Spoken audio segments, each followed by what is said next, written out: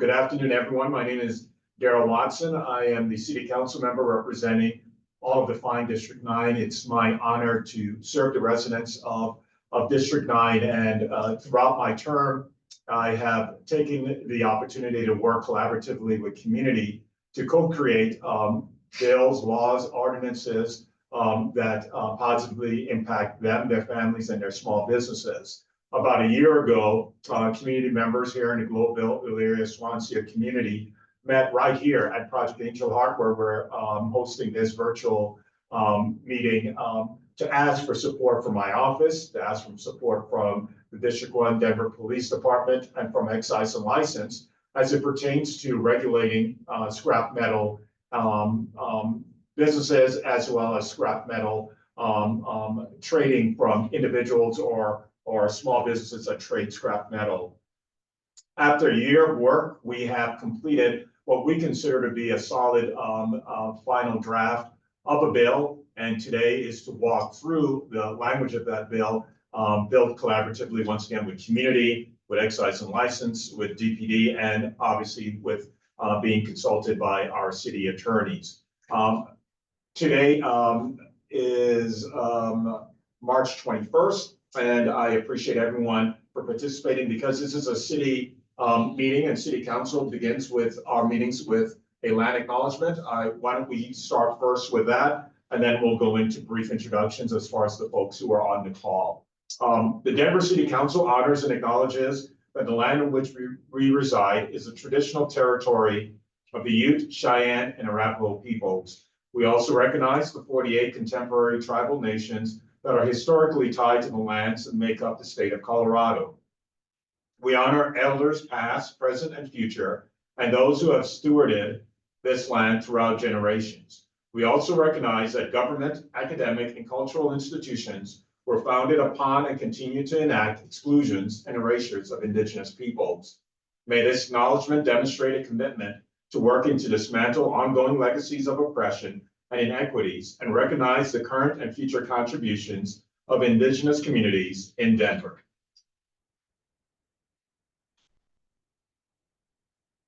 Laura Vidras, the council member representing District 7, and I are co-sponsoring this legislation, and we can move to the first slide.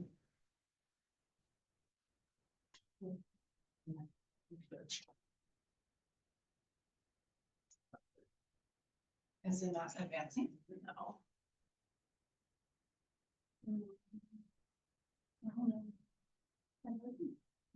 We have some technical fun on a Friday, so just take 1 second. And you're in PowerPoint, or are you on the Zoom?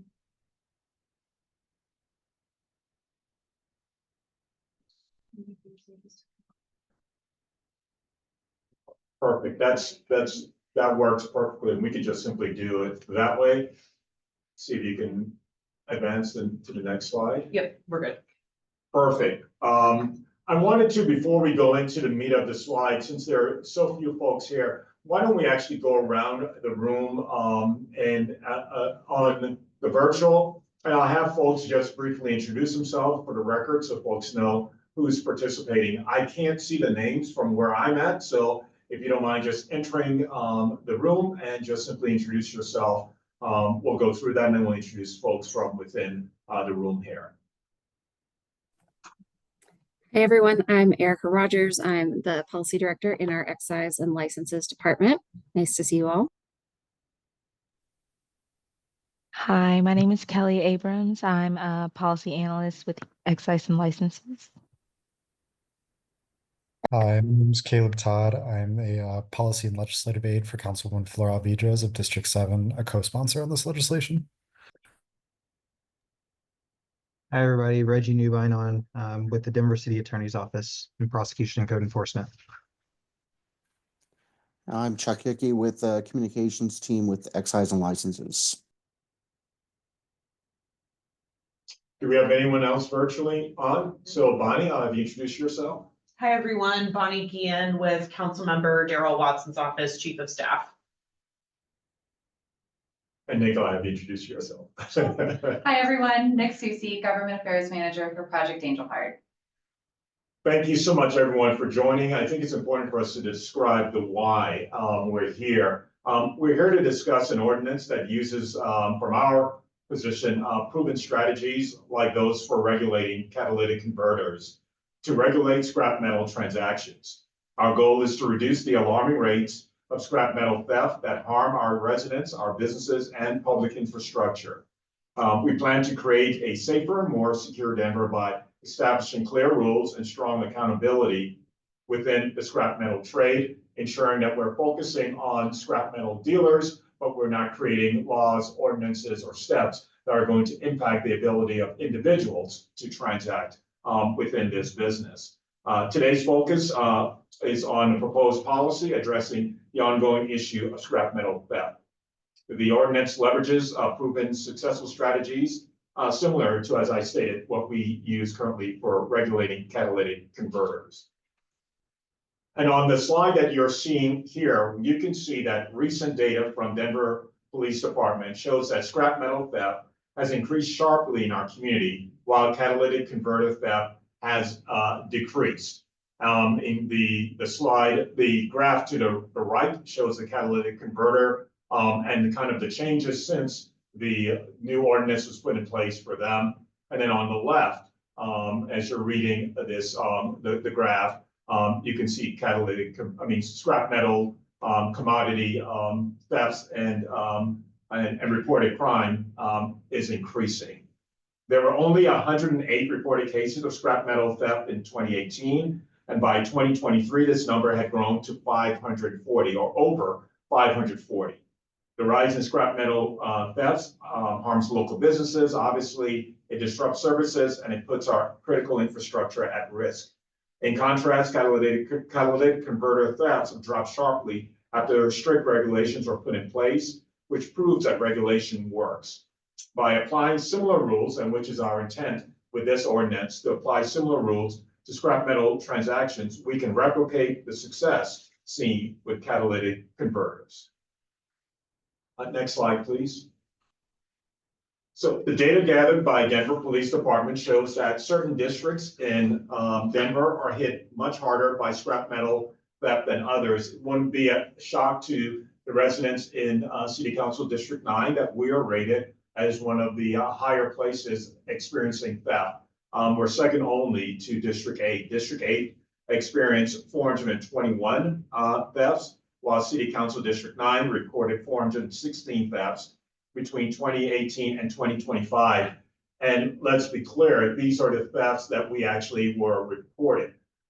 We assume that this is an undercount, but that undercount difference is alarming, and it demonstrates a massive impact to our communities here in Globeville, Elyria, Swansea, where this meeting is being held, but obviously throughout the city, as you see the impact occurs across the city. The increase in scrap metal theft represents both a public safety concern and a direct impact to, I would say, the health and wellness of our neighborhoods and our local businesses. Reducing this type of theft in these high impact areas will secure both local businesses, city infrastructure, and community safety. Denver Police Department statistics reveal another important and concerning pattern. Certain locations experience disproportionately higher rates of scrap metal theft. For example, commercial office buildings saw 232 thefts over the last 7 years. I believe in our first meeting here, and actually was once again at Project Angel Heart, a commercial business owner just along the street here on Washington was describing they were putting in a new HVAC system. And as the business was putting in the HVAC system, the copper that's used as part of the actual installation, while the person was putting it into the building, someone was pulling the copper through the hole outside of the building, pulling it out at the same time. It's demonstrating kind of not just the randomness, but sometimes the brazen acts of theft for copper because of the ease of negotiating those items and how much copper and other precious metals are priced at this point. So from 2018 to 2025, construction sites experienced the most damage with 439 thefts. It is important to remember that stealing scrap metal is highly destructive. Each of the 439 thefts likely caused construction delay and cost the businesses hundreds of thousands of dollars. And obviously, much of that cost was rolled down or sprinkled down to community members in our neighborhoods. You can move to the next slide. Thank you so much. Our proposed ordinance adapts the successful regulations for catalytic converters to the scrap metal market. Every seller will be required to show a valid government-issued photo ID when selling scrap metal. And we'll talk through a little bit more about what a valid government-issued photo ID means. And we'll ask our city attorney team as well as excise and license to describe what type of photo identification is currently being provided at other places.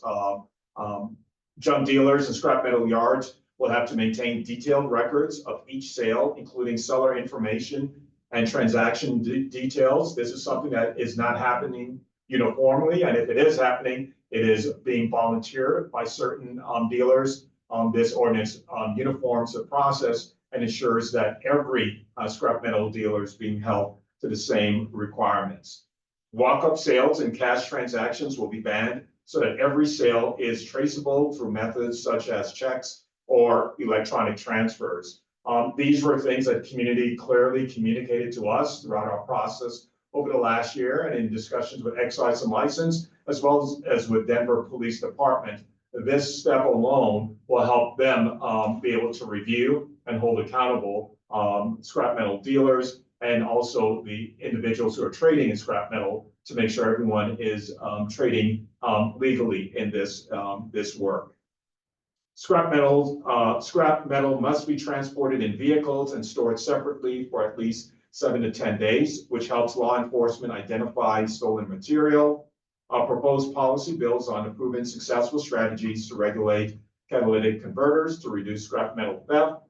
These measures are designed to remove the easy cash incentive that drives scrap metal theft and protects our community. We felt it was important to describe for community and for scrap metal dealers what the definition is, and we want to thank the city attorney's office and excise and license for providing us a clear description of what the scrap metal is going to be defined at. The term scrap metal in this ordinance includes commodity metals such as copper, bronze, brass, and aluminum. The term scrap metal also refers to, or the ordinance does not apply to, I should say, precious metals like gold, silver, or platinum. It also does not apply to recyclable food and beverage containers, except for metal beer kegs. Let me repeat that again. It does not apply to recyclable food and beverage containers, except for metal beer kegs. Our goal is to target scrap metals that are most stolen while keeping normal recycling practices intact. So a little bit on the enforcement policies and who will be enforcing what for this new ordinance if it passes city council review and is voted in. Comprehensive enforcement measures will be implemented to ensure compliance and accountability with the updated regulations. One of the things that we do with each of the ordinances that we pass, the department, which would be excise and license, which is part of the enforcement and review, will engage in I would say, a thorough education campaign with any businesses directly impacted by these regulations. The oversight agencies include the Denver Department of Excise and Licensing and the Denver Police Department. The Denver Department of Excise and Licensing will oversee compliance and licensing. The Denver Police Department may enforce these regulations and investigate suspected violations. Civil violations will result in escalating fines starting from $500 per incident and going up to $5,000 per day for severe or repeat offenses. Persistent violations may lead to license suspension or revocation for junk dealers and scrap yards. We can move to the next slide. This policy proposal, as I stated, has been a community-led and community-driven effort. We have had quite a few community inputs. The actual idea and communicating the need for this ordinance was brought to our offices by community members. We began on June 13, 2024, holding our first meeting, and we went through July 11, holding another community meeting in 2024, August 9th, 2024, another stakeholder meeting with city departments and Denver nonprofits that are impacted by scrap metal dealing. September 6th, we had another community meeting with neighbors for them to evaluate some of the initial steps that we were taking and to provide us additional feedback. We had an additional meeting at the end of the year, December 13, 2024. And then we went through working with the city departments, the city attorney's office, as well as Denver police to ensure that the proposed ordinance met their scrutiny and that we were making sure that we're meeting each of the requirements they believe were necessary for a successful bill. March 18th, we held a community meeting with local businesses and nonprofits, which was, and I thought that was last week, but that was just this past Tuesday. And now today we're here at our industry roundtable and scrap metal recyclers and city officials meeting to receive input from industry members. For members who are not able to attend this virtual meeting, this recording of this meeting will be sent out. And our offices, Councilwoman Alvidrez's and mine, will send a request for additional comments from industry members because we want to make sure we hear your voices in this process. Our city council process begins tentatively on April 7th, when Councilwoman Alvidrez and myself will be presenting to budget and policy, and that's to receive feedback from city council members. There are no votes on April 7th at budget and policy. We simply will receive feedback from our council members, and they will highlight questions that they have that we still need to answer, or any changes to the current ordinance that they believe is necessary for this to be successful. We are projecting that April 17th, District 7 will have a community meeting in person with neighbors and construction companies. And as we stated within the presentation, the #1 industry impacted by scrap metal theft has been the construction company. We thought it was important to hear your voices as well. Later in April, the business committee presentation will require a vote of Denver City Council members for this to go on the floor of Denver City Council. And we estimate in May 2025, we will have a first and second reading, which would include public comment from community members again before City Council votes on this new ordinance.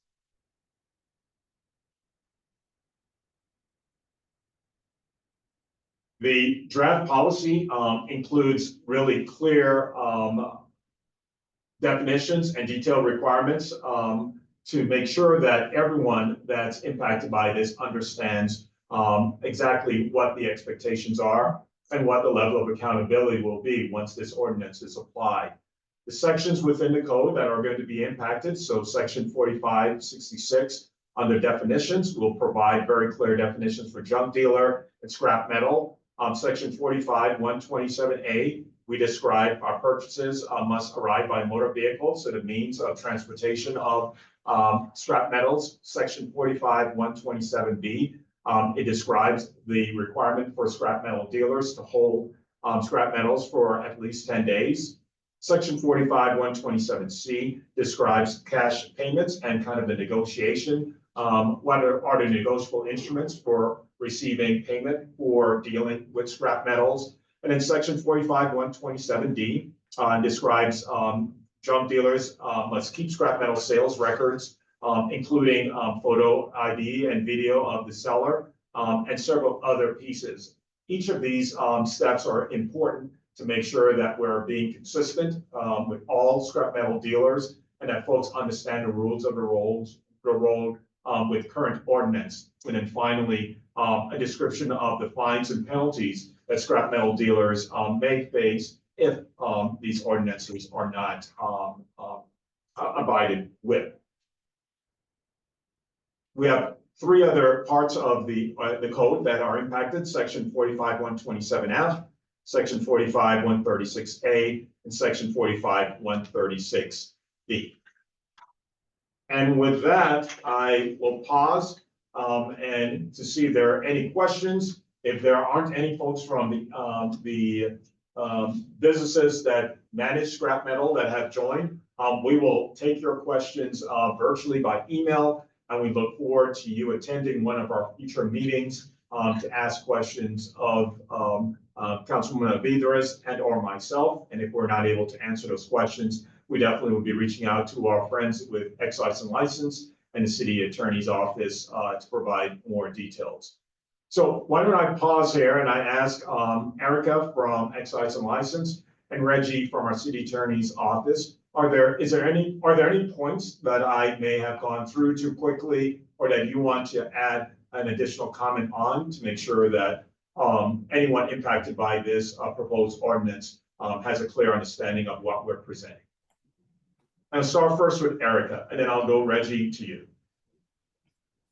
Thanks, Councilman. This was a question we got earlier this week, from the community, so figure it might be good to add here to just a reminder about enforcement. So if there is a licensee who's not following the new requirements and law, we do have an enforcement structure where, for example, right, we know most folks want to be in compliance, and so maybe they won't be aware of the new requirements. We're trying to do education and outreach, but all of our enforcement starts with a warning, and then there's a graduated fine structure associated. And then if there's continued noncompliance or egregious noncompliance, we can also take action against the license itself. So there's a menu of options, and in most cases, it will be a graduated circumstance. So that was one thing I wanted to note for anyone who might have to watch the recording later. That's excellent, Erica. May I ask another question that came up at our last town hall on Tuesday? First, how many dealers or businesses do we have that you know from excise and license perspective would be impacted by this ordinance? Currently, we are aware of just a handful, about 5 or 6 that currently have this license. So it's not a large population of businesses. That said, if we do have significant concerns from the business community, we'd love to hear them and make sure that we're making something that's operational. Thank you, Erica. And Reggie from the City Attorney's Office, anything that you would like to add, possibly even maybe describing kind of the role the City Attorney's Office has played in helping us to come up with this draft ordinance? Sure. The only thing that I would add, I know that you had mentioned earlier in the presentation about the ID requirements and whether or not there were ID requirements that are currently in existence.